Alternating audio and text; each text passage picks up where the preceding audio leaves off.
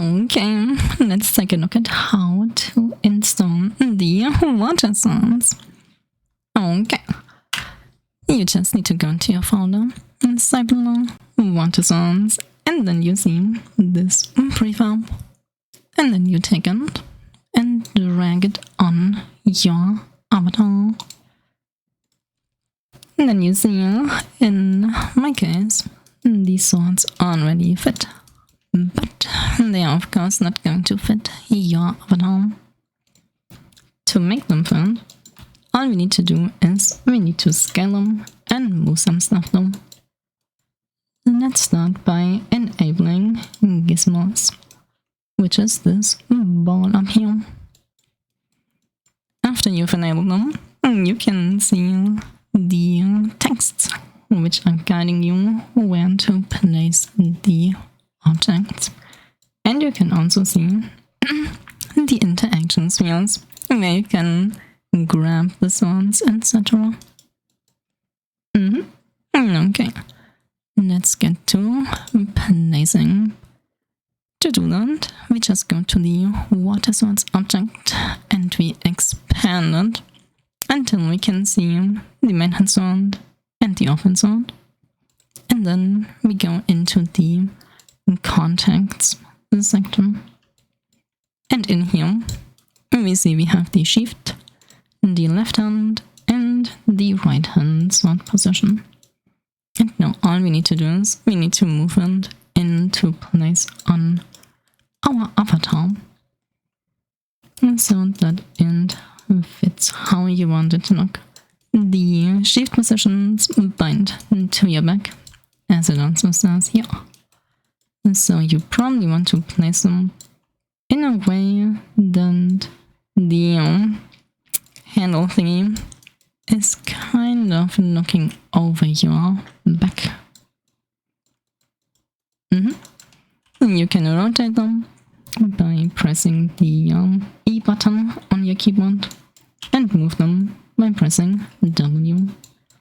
If you want to scale the whole thing, you can do so by just selecting the complete Watersource prefab and pressing R on your keyboard and scaling it up or down if your avatar is bigger or smaller.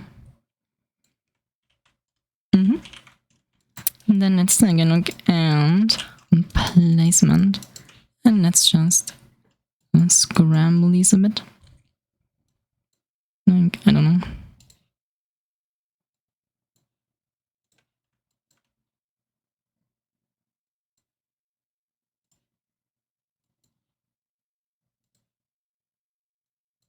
Okay, now that this is messed up, we can just go over the placement real quick. So as I said, the shift position should go on your back. You can move it, rotate it, whatever you want. And then, once you are satisfied with the look of your sword, let's make it a bit different for the tutorial. You can simply use one of my free tools that you can download on the Gamera Payhip and whatnot. You go to Cyberlong and then Mirror Transform. And now we can simply clone these positions from the left and the right of your avatar to the other side. It's super easy. Because we have two swords, we use the shift left position in the source, which is what we just adjusted, and the offhand sword shift position as the target. And then we press the button and our sword is placed symmetrically. We can do the same for the hand positions, of course. Let's get to the left one. I should have rotated it, probably. Let's do it clean though. So if your avatar is in T-pose, for example, you can simply place the sword like this. I'm probably going to use a different video to demonstrate a pose placement as well. In this one, and then T-pose in the other. So, all we need to do is we need to rotate it so that the blade is facing away and the sword is in line with your hand, basically. You can use the blue marker on the wheel or the green arrow to look if you've got it right. And then you want to place it in a way that it follows your hand.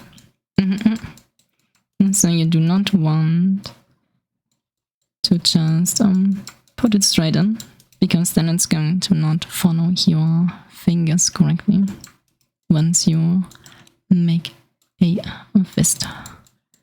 Instead, you want to place it slightly to the bottom and then rotate it a bit. And so it aligns with how your hand is curved. Same in the backwards direction, of course. We don't have to worry too much about the thumb and the webbing basically between the thumb and the index finger, since it is going to wrap around anyway in the end.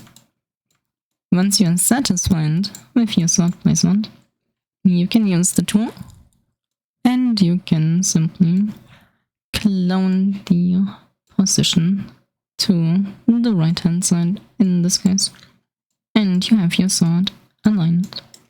And then we just need to do the other two, and you can either copy the components or you can of course just copy one and then transfer it again with the tool.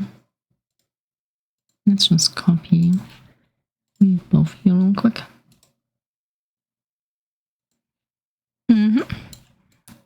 And then you have your swords set up. VSE Fury is going to install all your stuff. And then let's take a look at the menu in a second.